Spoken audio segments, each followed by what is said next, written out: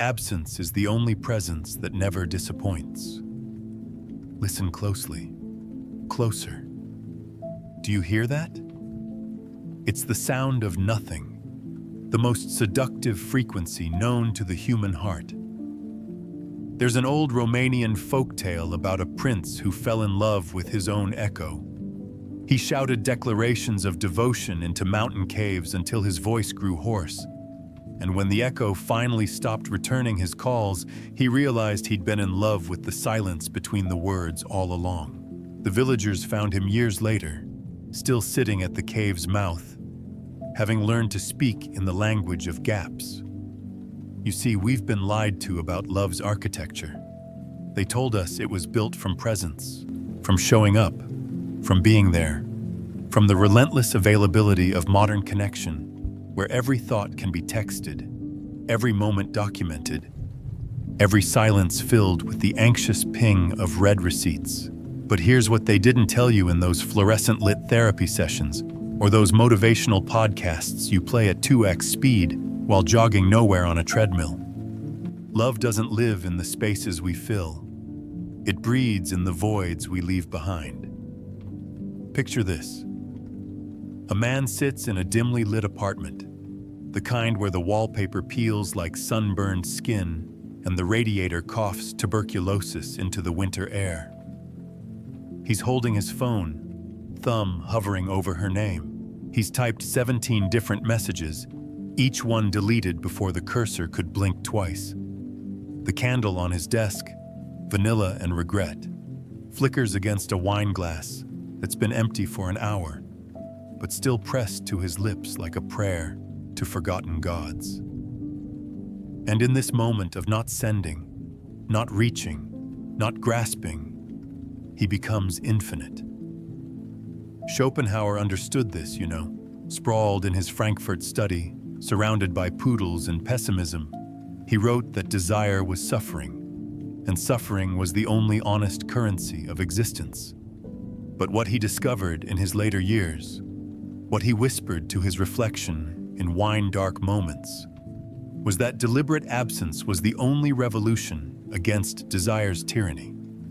When you remove yourself from the equation, you become the equation itself. A 2024 study from the University of Copenhagen, those beautiful bicycle-riding empiricists, found that in romantic relationships, strategic withdrawal increased perceived value by 73%. They called it scarcity-induced idealization, but I call it the art of becoming a ghost that haunts in daylight. The researchers were puzzled by one finding. The subjects who were absent didn't just become more desired, they became mythologized, transformed into something beyond their mundane Tuesday afternoon selves. Here's the grotesque beauty of it. Every time you don't call, you become every call she's ever waited for. Every time you don't appear, you become every shadow in her peripheral vision. You transform from a man into a methodology, from flesh into philosophy. Like those medieval monks who believed God was best worshipped through absence. The via negativa, they called it, approaching the divine by acknowledging what it is not. You become sacred through your very invisibility. But let me tell you something they won't print in psychology journals, something that tastes like copper pennies and childhood fears. This power comes with a price that compounds interest in the dark corners of your chest. You'll find yourself at 3 a.m., listening to the refrigerator's death rattle, wondering if you've become so good at absence that you've absented yourself from your own life. You'll catch glimpses of yourself in shop windows and not recognize the stranger wearing your face. There's an Indonesian myth about a man who learned to disappear so completely that even mirrors forgot him. He could walk through crowded markets unseen, slip through lovers' bedrooms unnoticed. But one night, he tried to return to visibility and found he'd forgotten how. The myth ends with him still wandering, visible only in the corner of eyes during solar eclipses, teaching us that absence, like certain poisons, builds immunity to its own antidote. And here's where it gets delicious.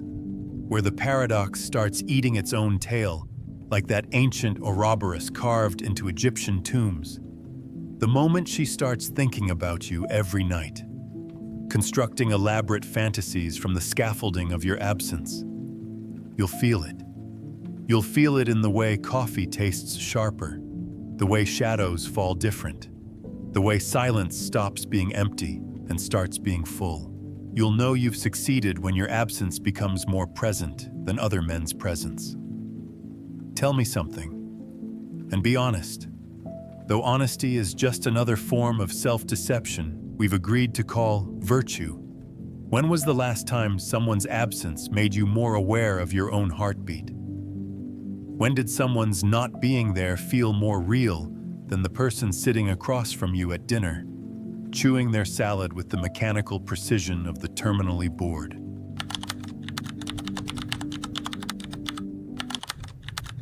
We fall in love with ghosts because the living require too much proof of existence. There was a man in Prague who collected absences, not stamps or coins or those porcelain figurines that grandmothers display in china cabinets that smell of potpourri and impending mortality. No, he collected the spaces where things used to be, the indentation in a pillow where a head no longer rests, the fade mark on wallpaper where a picture hung for 17 years, the particular silence that follows after someone stops mid-sentence and never finishes the thought. His apartment became a cathedral of negative space, and women would visit. Oh, how they'd visit, drawn by rumors of this strange curator of voids. They'd leave more intoxicated than any wine could make them, stumbling into the cobblestone night, unable to explain why they couldn't stop thinking about what wasn't there. You want to know the secret? Here it is, served raw on a plate of uncomfortable truth. Human beings are neurologically wired to complete incomplete patterns. It's called the Zeigarnik effect, discovered by a Lithuanian psychologist who noticed that waiters could remember unfulfilled orders perfectly, but forgot them the instant the plates were delivered. Our brains are torture chambers of unfinished symphonies, and nothing is more unfinished than a man who refuses to be completed. Picture her now. Yes, her. The one you're thinking about while pretending you're not. Lying in bed at 2:47 a.m. The sheets are Egyptian cotton, but they feel like sandpaper against skin that's too aware of its own electricity. She's scrolling through her phone, past conversations with you, looking for clues in the archaeology of your punctuation. Why did you use a period instead of an exclamation point? What did that ellipsis mean? The 3 dots of your typing indicator that appeared for 47 seconds last Tuesday before disappearing without producing a message. What words died in that digital womb? This is where absence becomes art, where withdrawal becomes poetry, written in invisible ink, every moment you're not there. Her imagination, that fantastic factory of meaning-making, is working overtime, constructing a version of you that no flesh and blood presence could ever match. You become Schrödinger's lover, simultaneously every possibility and none of them, existing in a superposition of potential until the moment of observation collapses you into disappointing reality. But here's the thing that would make Kierkegaard laugh into his coffee. Black, naturally, like his moods and his Copenhagen winters. The you she imagines in your absence is more you than you've ever been. It's you distilled, refined, purified of all the mundane Tuesday afternoon minutiae that makes us human and therefore unbearable. No one imagines their absent lover clipping their toenails or arguing with customer service about a wrongly charged credit card fee. A 2025 study from the University of Tokyo, where loneliness has been elevated to an art form, discovered something remarkable. They called it phantom limb syndrome for relationships. Just as amputees feel sensation in missing limbs, people feel the presence of absent lovers more acutely than present ones. The neural pathways light up like Christmas trees in an MRI, more active in absence than presence. The researchers were disturbed by their own findings, noting in the margins of their papers that some subjects preferred the absence to any possible return. Let me paint you a scene with colors that don't exist in daylight. She's at a party, surrounded by available men who laugh at her jokes and offer to refresh her drink. One of them looks a little like you if you squint and have had 3 martinis. He's saying something about cryptocurrency, or CrossFit, or some other modern religion for the spiritually famished. But she's not listening. She's thinking about that Tuesday 3 weeks ago when you almost said something important, but stopped yourself. That pregnant pause that gave birth to nothing is more alive in her mind than this man made of actual atoms standing close enough that she can smell his cologne too much, and his desperation even more. The Sufis had a word for this: fana, the annihilation of the ego in the presence of the beloved. But they got it backwards. It's not in presence where we annihilate. It's in absence where we become infinite. When you're not there, you're everywhere. When you don't speak, you say everything. Do you understand what I'm telling you? Or are you still clinging to the fairy tale that love is about showing up, about being present, about those treacly greeting card sentiments that taste like artificial sweetener and broken promises? Here's a question to tattoo on the inside of your eyelids. If presence is love, why do we miss the dead more than we ever loved them living?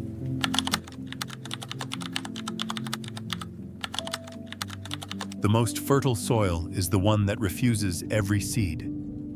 In Kyoto, there's a garden made entirely of rocks and raked gravel. 15 stones arranged so that from any viewing angle, you can only see 14. The 15th stone, the hidden one, the absent one, is the only one visitors remember. They return home to Birmingham or Berlin or Buenos Aires, and when asked about their trip, they don't speak of the temples or the cherry blossoms that fell like pink snow on their shoulders. They speak of the stone they couldn't see, the one that wasn't there, the one that existed only in its absence. This is what you must become, the 15th stone. But first, let me tell you about Marcus. Marcus was the kind of man who responded to every text within 30 seconds, who posted relationship updates with the dedication of a war correspondent, who said, "I love you," the way other people say, "pass the salt." His girlfriend's friends called him perfect. Her mother approved. Her therapist had nothing to work with. And after 7 months, she left him for a bassist, who responded to texts maybe once a week, maybe never. Who knows? The bassist's absence had more gravity than Marcus's presence ever could. You see, Marcus made the fatal error of being entirely knowable, completely available, utterly there. He was a solved equation, a finished crossword, a mystery novel with the last page torn out and taped to the cover. Where was the space for dreams to grow? Where was the darkness for imagination to flourish like those phosphorescent mushrooms that only bloom in caves where sunlight is a forgotten myth? Nietzsche, mad and mustachioed, understood this when he wrote about the will to power. But everyone misunderstands him. They think it's about domination, about strength, about some testosterone-poisoned fantasy of conquest. No, it's about the power to not be, to refuse the tyranny of presence, to exercise the ultimate freedom, the freedom to withhold yourself. Here's something that will crawl under your skin and nest there. A 2024 longitudinal study from the Sorbonne followed 500 couples for 3 years. The couples where one partner maintained what researchers called calibrated unavailability reported 82% higher levels of sustained attraction. But here's the part that made the researchers uncomfortable, the finding they buried in footnote 47 on page 394. The absent partners reported higher levels of self-actualization, as if the act of withholding had taught them who they were. Listen to how silence sounds at 4 a.m. when you're the only one awake in a city of 3 million sleepers. That's the sound of power. Not the power to hurt or heal, but the power to haunt. And haunting, my dear reader, is the only honest form of love left in a world where everything else has been commodified, hashtagged, and filtered through Valencia or Ludwig or whatever new ways we've invented to lie about the color of our lives. But I need to warn you about something, and this warning comes wrapped in velvet and thorns. The garden where nothing grows can become your home, and homes, as we know, become prisons with better decorating. You'll find yourself at dinner parties, physically present, but existentially absent, watching conversations happen around you like you're behind museum glass. You'll perfect the art of being there without being there, until even you're not sure if you exist or if you're just a rumor you've been spreading about yourself. There's a Japanese term, ma, that refers to negative space, the pause between notes that makes music possible, the emptiness between objects that gives them form. This is what you're cultivating, not absence as lack, but absence as presence's most sophisticated form. You're becoming the pause that makes her heartbeat audible, the silence that makes her thoughts scream. She'll start seeing you in empty coffee shops, in the pause between thunder and lightning, in the space between breathing in and breathing out. Her friends will tell her she's obsessed. Her therapist will double their sessions. And late at night, when the city sleeps and the refrigerator hums its electronic lullaby, she'll realize that you've colonized her consciousness more completely than any presence ever could. But here's the delicious paradox, the joke that makes the gods laugh until their sides ache. The moment you perfect absence, you'll crave presence with the desperation of a drowning man craving air. You'll want to break your own rules, to show up at her door with flowers and apologies and all those romantic comedy gestures that taste like sugar and rot like teeth. And in that moment of wanting, you'll understand the true power of absence. It's not about her at all. It's about becoming addicted to your own withholding, to the exquisite agony of not reaching for what you want. Can you handle that? Can you bear to be the ghost at your own feast, the shadow in your own story?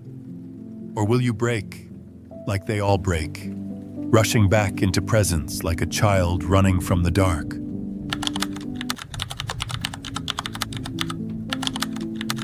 Every performance is perfected in the rehearsal no one sees. There's a theater in Venice that hasn't staged a play since 1797. The red velvet seats are still there, gathering dust like memories gather regret. The stage waits in permanent intermission. But every night, locals swear they hear applause echoing from within, not for what's performed, but for what refuses to begin. The theater's power lies not in its shows, but in its eternal potential to show. This is what you must understand about absence. It's not passive. It's the most active choice you'll ever make, requiring more energy than presence ever could. Every moment of not reaching out is a small death, a tiny suicide of possibility that somehow makes you more alive. Let me tell you about Sarah. Sarah met him at a bookstore. How perfectly cliché, how wonderfully doomed. He was reading Pessoa. She was pretending to understand Proust. They talked for 3 hours about books neither of them had actually finished. He took her number. Then nothing. For 6 days, nothing. On the 7th day, just when she'd constructed an entire mythology around his absence, car accident, sudden marriage, witness protection program, he sent a single word, Thursday. She spent the next 3 days deconstructing that question mark like it was the Rosetta Stone of romantic intention.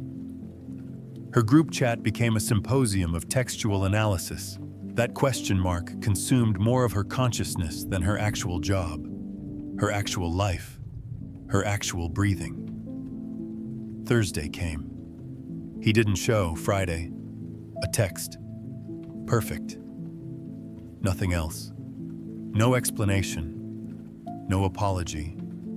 Just perfect. And here's the sickness of it all. She was hooked. Hooked like those rats in the Skinner box experiments who got cocaine at random intervals and pressed the lever until their paws bled. Because random reinforcement, absence punctuated by minimal presence, creates the strongest addiction known to behavioral psychology. A 2025 study from Harvard, published in the Journal of Modern Romance, yes, that's a real thing now, we've academicized loneliness, found that intermittent reinforcement in romantic contexts activated the same neural pathways as gambling addiction. The brain, that 3-pound prophet of patterns, cannot resist trying to solve the unsolvable rhythm of absence and presence. It's like listening to a song where every third beat is missing. You lean forward, waiting, anticipating, creating the music in the silence. But here's what the studies won't tell you, what you can only learn from living it. Absence changes you at a molecular level.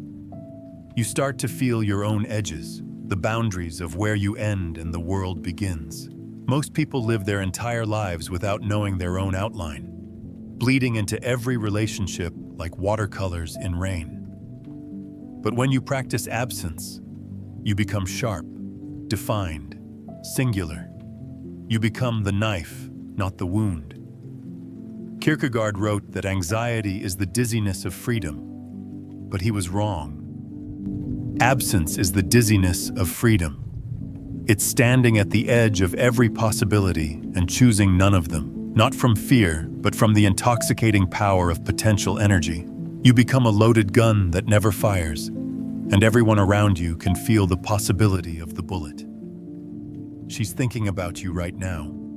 Not because you're special. You're not. None of us are. We're all just temporarily animated meat making meaning from chaos. But because you've given her nothing to think about except the thinking itself. You've become a Rorschach test in human form. She sees in your absence whatever she needs to see, fears to see, dreams to see. The ancient Greeks had a concept called apophasis, mentioning something by not mentioning it, defining something by its absence. This is your methodology now. You define yourself by what you don't do, don't say, don't reveal. You become the negative space that gives her life shape, the darkness that makes her light visible. But let me whisper something that tastes like ash and honesty. This power will hollow you out from the inside. You'll become so good at absence that you'll forget how to be present even with yourself. You'll look in mirrors and see through yourself to the wall behind. You'll touch your own skin and feel nothing but the space between atoms. You'll become the theater that never opens, and one day you'll realize the applause you hear is just the sound of your own heart, beating for no one. Is it worth it? That's the wrong question. The right question is, can you stop once you start? Can you return from the country of absence once you've learned its language? Or will you become like those deep-sea creatures who explode when brought to the surface, unable to exist in the pressure of ordinary presence?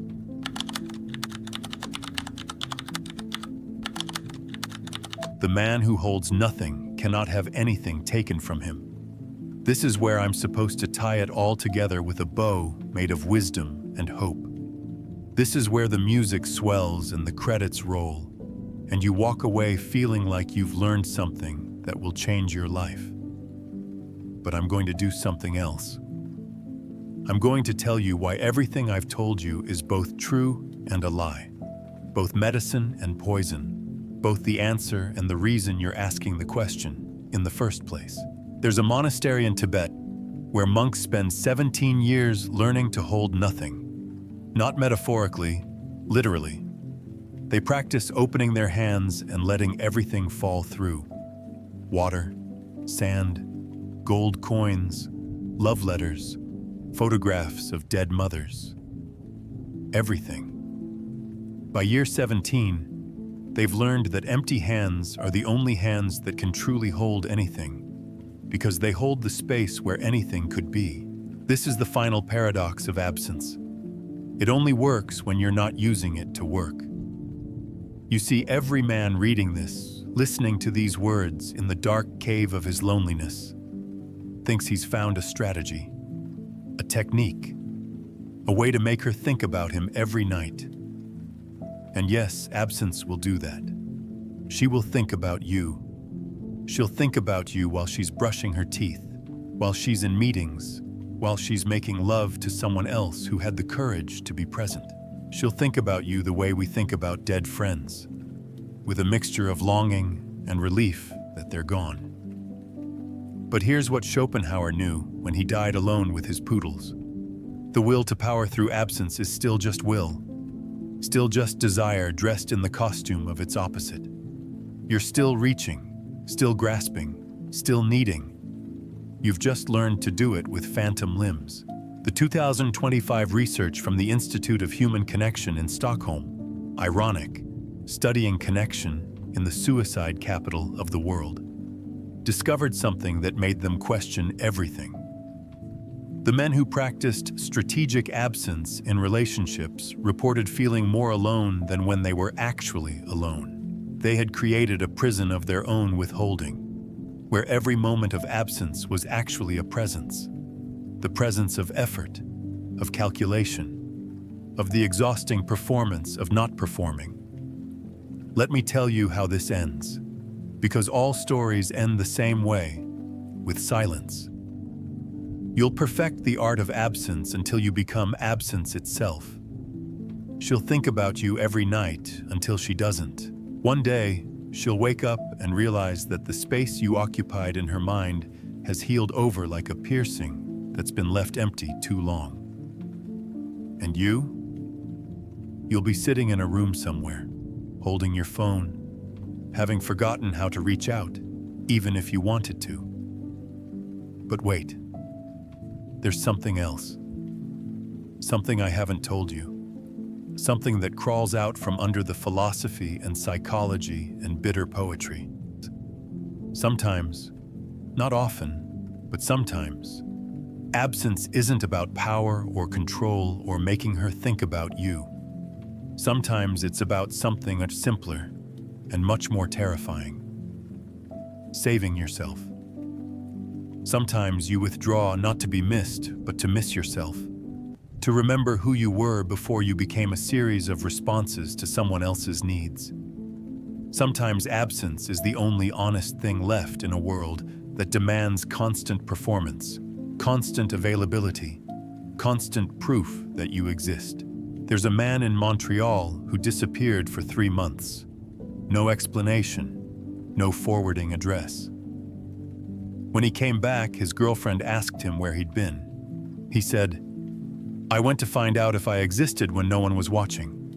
She asked what he discovered. He said, "I discovered that I do, but differently, like how water exists differently as ice." This is the secret that no YouTube video will tell you, that no dating coach will admit, that no amount of ancient wisdom or modern research will reveal. The power of absence only works when you're willing to lose everything, including the person you're trying to make think about you. It only works when you're not doing it for her or to her, but for the simple, terrible, necessary act of being alone with yourself and not running from what you find there. So here's my question for you, the one that will follow you into your dreams tonight. Are you practicing absence to be powerful? Or are you practicing absence because presence has become a lie you're tired of telling? Are you withdrawing to be missed? Or are you withdrawing because you've finally realized that the person who needs to miss you most is yourself? The man who holds nothing cannot have anything taken from him. But more importantly, and this is the part that will keep you awake tonight, the man who holds nothing finally has room to hold himself.